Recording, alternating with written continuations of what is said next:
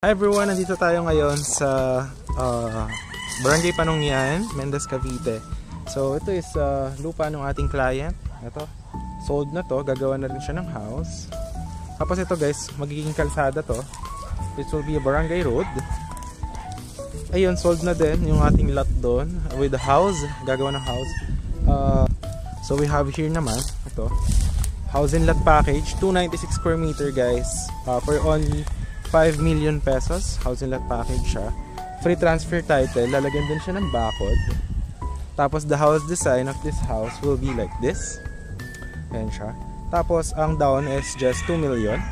Tapos habang tinatapos yung bahay, pag na-turn over sa inyo, tsaka nyo babayaran yung remaining. Tapos yung 10% remaining is kapag sa title na.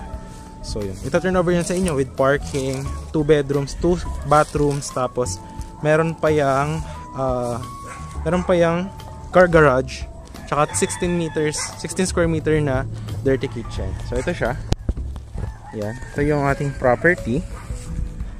Ayan yung muhon hanggang doon. So this will be cemented road. Ayan. Tapos ito, sakay ka lang dyan palabas. Ang landmark nito is McDonald's Mendez. Doon yung babaan ng bus if you are from Manila. Sa PITX sakay ka lang. Pagbaba mo doon, sakay ka tricycle, mga 3 minutes nandito ka na sa house. Yan. Tapos if naman naka-car ka, pin location mo lang is Cupita Cafe. Ayun na yun, nandito na yun. So yan, ito yung magiging barangay road, cemented road. Tapos ito na yung house. Yan. Ito yung muhon niya. Hanggang doon, malayo pa yan guys, hanggang doon. Tapos ito yung bahay. Ayan. Diyan gagawin yung house. This will be the garage. Tapos yan, nakabakod yan lahat. So pre-selling pa to guys, kaya mura pa siya. 6 million yung talagang price nito pag tapos na. At pag pre-selling nyo siya kinuha, 5 million lang siya. So hanggang dun yung muhon. Hanggang dyan. So yan, may gate pa yan. Tapos ito, babakuran yan lahat. Ito yung bahay. So ito yung magiging house design. If nakikita nyo, ganyan po yung magiging design ng bahay. Okay? So ganyan po siya, 296 square meter. Okay? Ayan.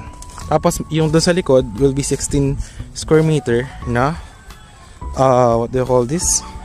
Na dirty kitchen. Ayan siya guys. Ayan. Okay. So hanggang dyan yung lote. Super lamig ngayon guys, tanghaling tapat. Ayan siya. Ayan, hanggang dito yung muhon. Ayan. Pahabang ganun, 296 square meter. So, ayan. So, yan. If you are interested po,